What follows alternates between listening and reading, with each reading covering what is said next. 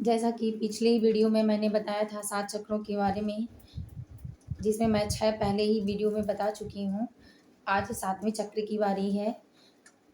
आज मैं फिर से दोहरा देती हूँ, लास्ट है, इसलिए कि आप लोगों को पूरा पढ़ने में भी आसानी होगा। इसके पहले वाले वीडियो में पहला मूलाधार, दूसरा स्वादिष्ठान, तीसरा मणिपुर, चौथा अनाहत, पाँचवां विशुद्ध, छठा आज्ञा, सातवां है सहस्त्रार। सहस्त्रार सृष्टि के समस्त शक्तियों का केंद्र है। सहस्त्रार हजार अनंत, सहस्त्रार का अर्थ है हजार, अनंत, असंख्य, जिसकी कोई सीमा नहीं है। ये समझ लीजिए, जितना 6 चक्रों में मिला हमको सुनने के लिए, जानने के लिए, समझने के लिए या जागृत करने के लिए, उसके हजार, असंख्य, इतना गुना भी हम करेंगे तो कम ही पड़ेगा। ऐसा ये चक्र है सहस्त्रार चक्र। सृष्टि में विकर्ण होने वाली हमारा शरीर मानिए सृष्टि है। 6 चक्र हैं। 7 चक्र में एक चक्र को छोड़ के 6 चक्र उसमें धूमिल हो जाते हैं। इस तरह से है सहस्त्रार चक्र। इसे हजार पंखुड़ियों वाले कमल ईश्वर का वरदान भी कहा जाता है। द्वारा लक्ष्य तक हजार पंखुड़ियों वाले कमल ईश्वर द्वारा लक्ष्य की विकिरणों को केंद्रित करके ईश्वर का ज्ञान प्राप्त करना सहस्त्रार चक्र है।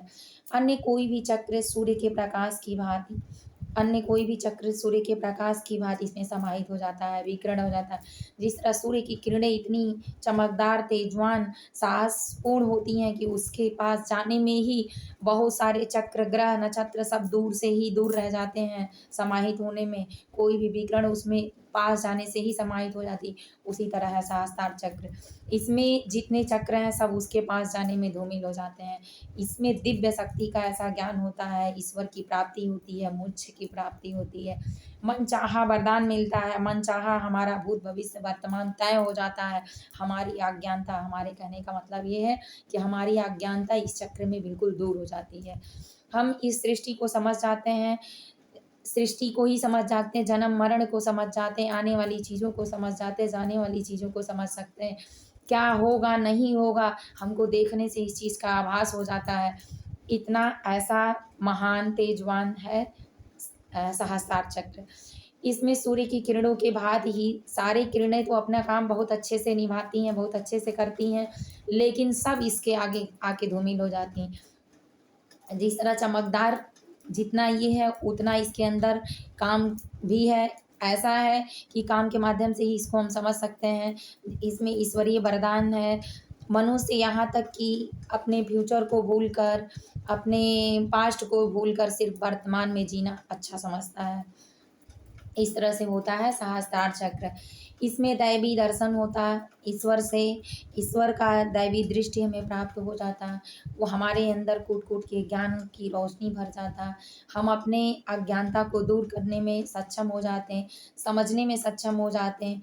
जो हम यहाँ तक कि हमारा कभी कभी आप लोगों ने अगल बगल सुना होगा कि हमारा कहा पूरा हो जाता है, या ये कहा जाता है कि बहुत लोग कुछ ऐसे कह रहे हैं कि जो हो जाता है, या कोई पंडित जी ऐसे हैं, या मान लीजिए कोई संत ऐसे हैं, तो उनका ये चक्र जागृत है, इसलिए उन्हें ज्ञात हो जाता है ये चीज़ें देख के। जैसे मनोविज्ञान बातों को देखकर, मुंह को देखकर या आँखों को देख के स्पष्ट रूप से बता सकता है कि आप क्या देख रहे हैं, या आप क्या बोलना चाहते हैं, या उस समय क्या बोल रहे हैं, वो सब तय कर देता है। उसी तरह सहस्त्रार चक्र में भी खोलते ही, ये सक्रिय होते ही सारी चीज़ें तय कर देता है कि कैसे है, कैसे नहीं है, इस सृष्टि में कैसे क्या चीज़ें होती हैं, नहीं होती हैं, हमको करना चाहिए, नहीं करना चाहिए, हम आए क्यों हैं, हम जा कैसे सकते हैं, हमारा कर्म क्या है, सारी चीज़ों का ज्ञान हमको अच्छे से हो जाता है। नकारात्मकता दूर हो जाती, बिल्कुल पॉजिटिव शक्ति आ जाता हमारे अंदर, ईश्वर शक्ति का अनुभूत कराने लगता है। ऐसा है सहस्त्रार चक्र। इसमें ज्ञान, ज्ञाता, ज्ञेय सभी समाहित हो जाता है।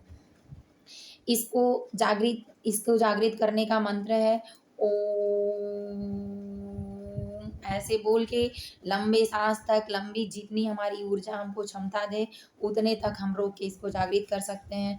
जब ये जागृत होता है तो जागृत होता है तो क्या होता है, जैसे जागृत मानिए होता है तो एक भारीपन सा आपको महसूस होगा, हल्की घबराहट होगी, परेशानी सा महसूस होगा, लेकिन फिर अपने आप सही होने लगेगा। धीरे-धीरे हाथ-पैर लगेगा जैसे ठंडा हो रहा है, फिर गरम हो रहा है।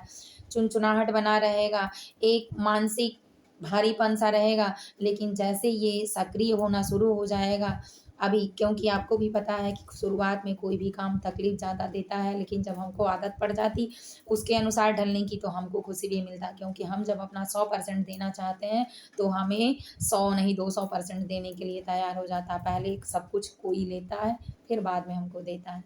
उसी तरह ईश्वर भक्ति है, अगर हम थोड़ा-सा प्रयास करेंगे ज़्यादा तो वो हमको भर के ज्ञान देंगे। मेहमान जब घर में आते हैं तो हमको कुछ नहीं देते हैं, बस प्रेम देते हैं और हम उनका सम्मान करते हैं, लेकिन जब जाने लगते हैं तो हम उनको मान ज़रूर देते हैं, लेकिन वो हमें धन, दौलत, पैसा सब कुछ देते हैं और हमारे सर के ऊपर से आशीर्वाद देते हैं। इसलिए वो हमारे सर के बीच मस्तक पर केंद्रित है।